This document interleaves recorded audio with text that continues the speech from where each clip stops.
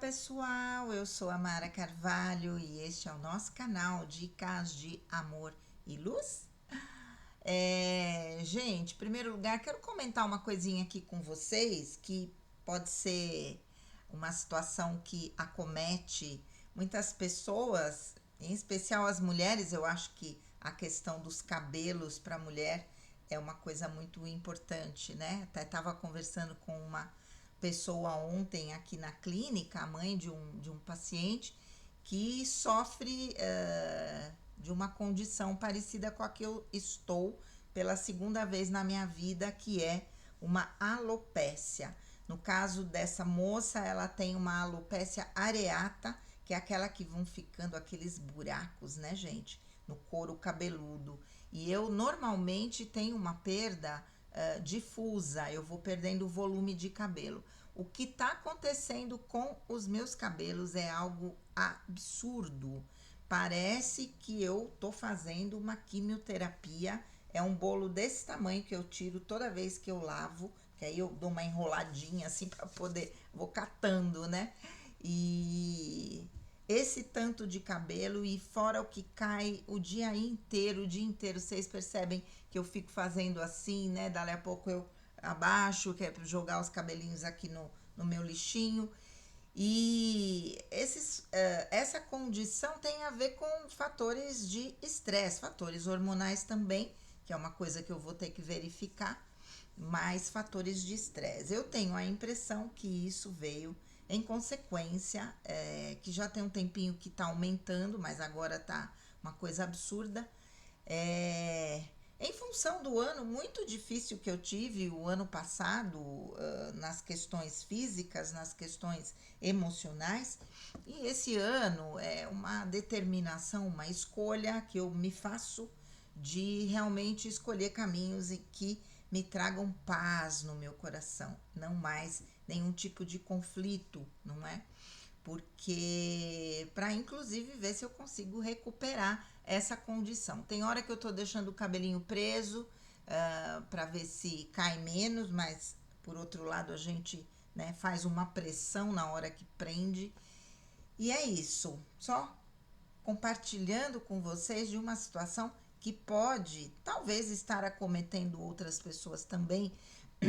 Não sei, não foi falado nada em nenhum texto, mas de repente, em função da infusão de energias de outra frequência, né, superior, também, não sei se tem a ver com isso. Mas eu faço aqui as minhas leituras, né, obviamente, quando a gente vai fritando a cabeça para resolver os nossos conflitos internos, o cabelo cai, né? Arrancando os cabelos é bem simbólico, mas é isso aí. Hoje eu quero trazer para vocês um texto que eu separei de uma página nova no Instagram que se chama Biosimetria Ancestral. O título do texto é Constelação? Não, Epigenética. Seu DNA carrega traumas de seus ancestrais. A ciência a cada dia descobre mais evidências a este respeito. Vamos lá, tem um texto depois posterior aos postzinhos aqui. Eu vou fazer a leitura dos posts para começar. A epigenética, que é um estudo que fala da condição da nossa genética trazida pelo nosso DNA, até que ponto tudo que nós trazemos é realmente determinado pela nossa genética, né? E aquilo tá escrito e acabou, né? Depois vou compartilhar uma outra história. A epigenética estuda como fatores externos, como o ambiente e experiências de vida, podem ligar ou desligar genes sem alterar a sequência do DNA. Essas mudanças são chamadas de metilação. Um estudo recente publicado na revista molecular Psychiatry, acho que é assim que fala, indica que experiências de estresse e traumas na infância podem deixar marcas epigenéticas nos espermatozoides, potencialmente afetando gerações futuras. Descendentes de pais ou avós que sofreram. Gente, tem 1 minuto. Acho que eu tô com algum problema na tela aqui do meu notebook, mas vamos lá. Descendentes de pais ou avós que sofreram traumas podem apresentar maior predisposição a distúrbios mentais como depressão e ansiedade. O estudo sugere que o RNA presente nos espermatozoides pode ser um dos veículos para a transmissão dessas informações epigenéticas. Compreender esse mecanismo abre caminho para intervenções que minimizem os efeitos negativos dos traumas nas futuras gerações. Este estudo reforça a importância de abordar e tratar traumas precocemente, tanto para o bem-estar individual como para a saúde das gerações subsequentes. A biosimetria ancestral atua na liberação de traumas transgeracionais, ajudando a equilibrar as influências herdadas da ancestralidade, promovendo cura emocional ao trabalhar diretamente com as memórias que o corpo guarda. Muito bem, vamos lá. Crianças que sofrem abuso sexual, físico e emocional podem apresentar não apenas cicatrizes físicas e emocionais, mas também genéticas. Um estudo feito pela Universidade de British Columbia, no Canadá, e pela Universidade Harvard, nos Estados Unidos, e publicado na Translational Psychiatry, revela ainda que a marca genética do abuso é tão profunda que produz alteração no DNA e pode ser transmitida para gerações futuras. Há muito tempo, especialistas sabem que pessoas que sofreram abusos na infância carregam por toda a vida os danos emocionais decorrentes do trauma. Cada dia mais a ciência vem provando que tudo o que somos vem sendo moldado a gerações antes de nós. Nós somos a primeira geração que tem acesso a essas informações. Agora, mais do que nunca, sabemos que carregamos sim as dores, os traumas, as fraquezas, mas também as fortalezas de nossos ancestrais. Quem já está aqui há mais tempo deve se lembrar de um dos casos que atendi, onde a bisneta, que sequer conheceu a bisavó materna, carregava um trauma que a impedia de ter relações íntimas livremente. No trabalho que realizamos, ela havia pedido apenas para olhar a dificuldade em ser mulher, sem especificar sua dificuldade em ter relações. Assim que abri seu sistema na mesa de trabalho da biosimetria, eu vi que havia um problema com a bisavó materna. Ela não fazia ideia, mas eu sentia claramente a informação de abuso. Sem dizer do que se tratava, coloquei um objeto que representava o possível abuso da bisa. Neste momento, ela sentia muito desconforto nas partes íntimas, peso no corpo, entre outros sintomas.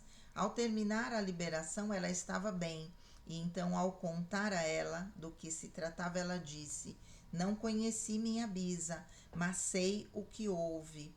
Não sei o que houve, mas eu não te falei que eu, minha avó, mãe e irmã temos alergia a sêmen." 3 meses após esse atendimento, essa mulher, na época com 37 anos, retorna dizendo que a alergia tinha simplesmente sumido. Agora me diz, o que você acha que carrega de seus ancestrais? Você tem conhecimento de suas histórias? Tudo o que vemos hoje em nós, nossos filhos ou nossos pais, começou bem antes. Ou nos curamos ou passamos para frente. O que você escolhe? Gente, amei, amei, amei. Assim, eu conheci uma única pessoa que descobriu que tinha alergia ao sêmen do marido. Ela tinha um pH vaginal que matava todos os espermatozoides numa reação, né, de defesa, e por isso ela não engravidava, né? E ela fez 5 inseminações artificiais. Na quinta ela engravidou de trigêmeos e Quando foi chegando próximo dos 7 meses de gestação, acompanhando com ultrassons, ela, ou melhor, o médico viu, ela não soube até o parto. O médico viu que eram duas meninas e um menino, que uma das meninas havia parado de receber nutrientes porque um dos bebês estava em cima do cordão umbilical que trazia os nutrientes através da placenta para essa bebezinha, e ela morreu dentro do útero. Para não atrapalhar, ela já estava de 7 meses.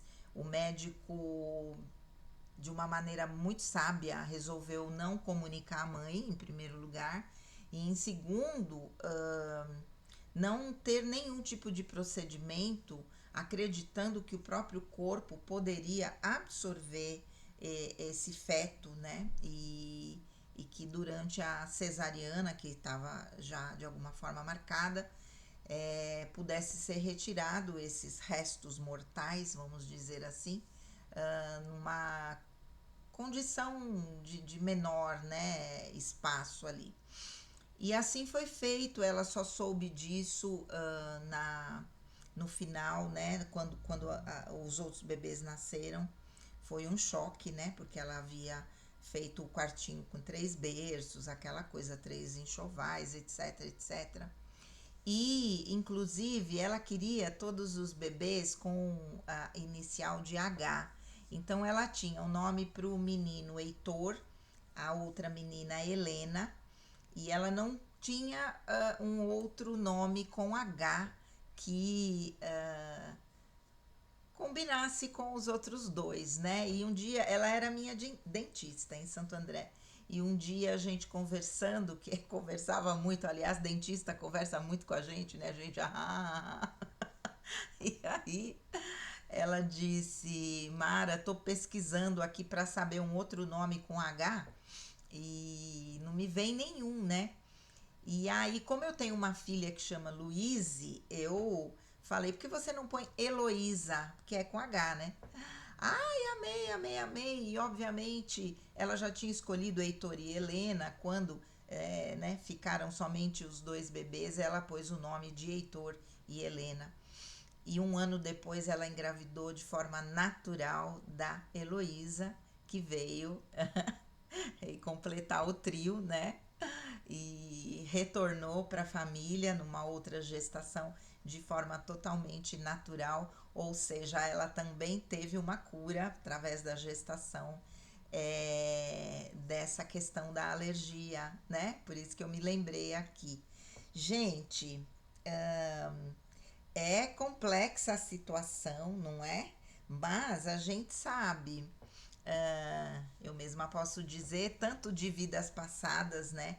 Dos traumas que a gente carrega e o quanto a gente demora para limpar tudo isso e o quanto isso pode vir também de outras, ou melhor, dos nossos ancestrais, não é? Todos nós, de alguma maneira, carregamos ancestrais ou temos ancestrais que viveram situações extremamente difíceis, extremamente precárias, como Primeira Guerra, Segunda Guerra, perseguições, etc.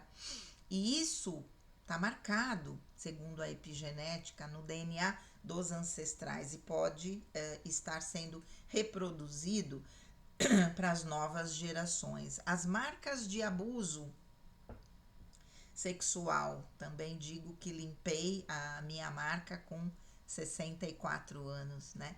E nunca pensei que pudesse, de alguma forma, ter recebido essa marca de uma maneira, apesar de ter acontecido, né, uma situação real, mas também que a presença desse DNA com essa carga poderia ter evocado também essa situação, não é? Aí eu tenho na minha história, a gente uma vez viajando e a minha sobrinha estava junto, essa minha sobrinha que é terapeuta linda do meu coração, e ela fazendo um estudo, né, particular das mulheres da família, né, e a gente conversando sobre nossas avós, sobre as nossas bisavós, né, E a mãe da minha avó materna, minha bisavó materna, ela era índia de tribo, inclusive a minha cor, a minha genética de ficar bem pretinha vem desse meu lado indígena, né? Minha avó era índia de tribo e casada com o meu bisavô, que era um militar. Então a gente ficou ali confabulando de que maneira esse encontro pode ter acontecido. Porque, puxa vida, se ela era uma índia de tribo, como é que meu avô encontrou? Numa das andanças dele como militar? Será que ele roubou a minha avó de dentro da tribo? Será que ele. Eu sei que me parece que ele não foi um bom marido, né? E eu não sei de repente se dentro dessas culturas tão diferentes, né? O que minha avó sempre dizia que pelo fato dele ser militar, ele andava 1 metro na frente da minha avó com as crianças, que eram 3 meninas também, inclusive, né? E ele não podia, fardado, estar ao lado da esposa com as filhas, era proibido. Então, essa sensação de subserviência, será que isso se refletiu nas questões sexuais, né? E imagino que a minha mãe, também uma mulher extremamente reprimida, em especial nessa área, também possa ter vivenciado a vida sexual como um abuso e isso também ter passado para mim de repente, né? E de alguma maneira possa ter passado isso para as minhas filhas e também ter trazido algumas dificuldades nessa área. Então, não sei, mas a epigenética vem tentando desvendar todos esses mistérios, né, que nós carregamos na nossa genética. Vamos lá, né? Pam, pam, pam. Certo. E aí eu quero comentar com vocês a questão. Aqui é uma outra técnica que eu não conheço, biosimetria ancestral, mas o que eu posso falar um pouquinho, quer dizer, sem grandes conhecimentos, mas do que ocorreu no caso do meu neto, vocês que acompanharam a nossa angústia, meu netinho Eduardo, que de repente aos 8 meses de idade começou a emagreceu 3 quilos em 1 mês. Isso para uma criança é uma perda monstruosa, né? Uma perda brutal de energia e de saúde, né? Ficando numa condição oh meu Deus, esqueci o termo técnico, mas de muita fragilidade física, né? Pegando uma bronquiolite por conta dessa situação de fragilidade, por conta disso tendo que ser internado e entubado e depois foi desentubado e depois teve uma como fala? Uma convulsão que morreu e voltou, né, nos braços da minha filha. Foi algo assim extremamente desafiador para todos nós da família. Foram dias de muita angústia que eu fui compartilhando com vocês, principalmente quem acompanha meus status no WhatsApp, né, também. E sabendo dia a dia o que estava acontecendo, né? Foi feito eu fiz para ele uma apometria, que é verificar se existia alguma condição de vida passada que pudesse estar influenciando, e realmente existia uma condição entre ele e minha filha. Essa situação desse espírito que perseguia os dois por muitas vidas, né, foi solucionada, e a parte dessa junção energética foi começada a trabalhar, e 1 semana depois ele teve essa convulsão, que para mim foi a libertação dele no sentido energético, né? Mas tanto que meu genro, que passou a ficar com ele na UTI, porque a minha filha estava extremamente traumatizada, né, como é ainda até hoje, disse que depois dessa situação, quando meu neto recobrou a consciência, ele entrou num estado de coma induzido durante algumas horas depois, sedado, né? Depois retornou. Quando ele voltou, ele era outra criança. Então eu explico isso para minha filha sempre no sentido de que aquele resquício dessa simbiose energética que existiu por muitas vidas havia sido retirado 7 dias depois, ou esse processo finalizou, e quando isso saiu, deu essa repercussão que foi considerada uma convulsão, né? Na verdade, foi uma convulsão, mas a origem não era física, porque não, nos exames não apresentava nada, né? Mas ele tomou anticonvulsivante, acho que por 1 ano ainda. E passou a fazer vários exames, né? E nos exames genéticos, porque ele tinha uma alergia alimentar absurda, absurda, que comprometia toda a parte intestinal, uma coisa horrível.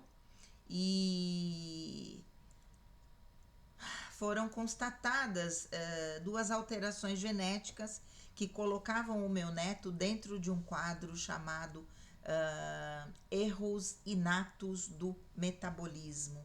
E ele, por, né, estar classificado dentro desse quadro de doenças, ele não poderia comer determinados alimentos, entre eles carne, o resto da vida, por ser uma alteração genética.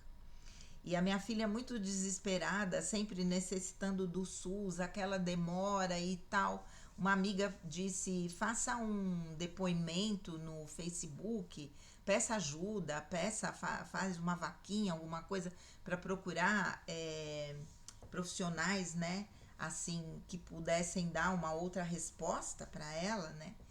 E a gente ajudava e tal, mas nada era tão suficiente, né? E ali teve uma terapeuta que trabalha com uma técnica chamada medicina germânica, que trabalha com a ancestralidade, aquilo que nós trazemos na biologia, né? Não é uma coisa que vai muito para o lado energético, nem para o lado espiritual, mas é algo que trabalha a biologia, né? Existem 5 leis biológicas que regem o funcionamento do nosso corpo físico, e ofereceu esse tratamento para minha filha completamente gratuito. E essa terapeuta, Tati Furukawa, a quem a gente é eternamente grato pela cura do meu neto, passou a fazer o tratamento com a minha filha e com o meu neto. E o meu neto começou a melhorar, começou a comer outras comidas que antes faziam mal e passaram a não fazer mais, inclusive a alergia à proteína do leite de vaca, né? E a minha filha foi percebendo que ele estava melhor, etc. E estava sendo acompanhado por uma neuropediatra. E a neuropediatra, que havia solicitado aquele exame que deu aquelas alterações, depois de um tempo solicitou novamente o mesmo exame. Vamos ver como é que estão as coisas, se isso melhorou, se não melhorou, etc. E a minha filha fez o exame, e quando ela foi na consulta com o resultado do exame, a médica olhou para ela, vou falar, vou chorar, e disse assim: ela não sabe da história da minha filha, que foi freira e que tem uma fé inabalável. Ela disse assim: você é uma mãe de muita fé. Não sei o que você fez, mas o que eu tô vendo nesse resultado de exame, eu só posso dizer que é um milagre, porque o seu filho não tem mais nenhuma alteração genética. E aí a minha filha saiu extremamente emocionada. A minha filha disse: mãe, ela tinha uma correntinha com uma medalha de Nossa Senhora Aparecida. Então, a gente atribui a essa conjunção de fatores, né, que alteraram o DNA do meu neto, através de junção da espiritualidade, da ciência e dessas técnicas integrativas que têm o poder de fazer um milagre desse E o milagre nada mais é do que simplesmente quando o corpo começa a seguir as leis biológicas, não é? E a Tati é a primeira terapeuta de medicina germânica que conseguiu obter, num caso que ela atendia, uma cura genética. E o caso do meu neto vai ser apresentado num congresso de medicina germânica e a gente fica extremamente agradecido a toda a espiritualidade, a própria Tati, que genuinamente ofereceu esse tratamento e que curou meu neto, que hoje está lá, firme, forte, gordinho, esperto toda a vida, uma pimentinha também.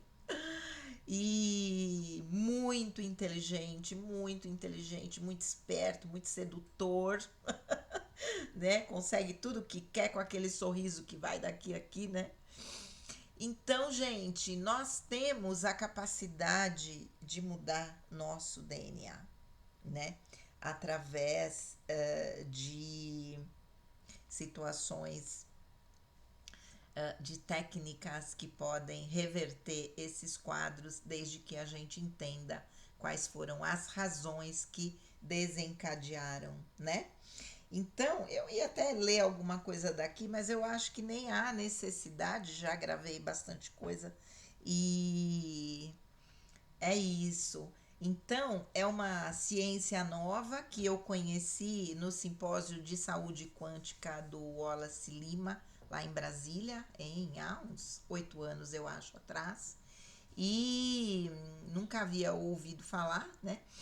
E que vem fazendo pesquisas cada vez mais, né, intensas aí na questão do que é que o nosso DNA regula em nós, né? Mesmo aquilo que ele traz como uma condição que vai gerar alguma dificuldade, a medicina germânica prova que pode ser alterada, né?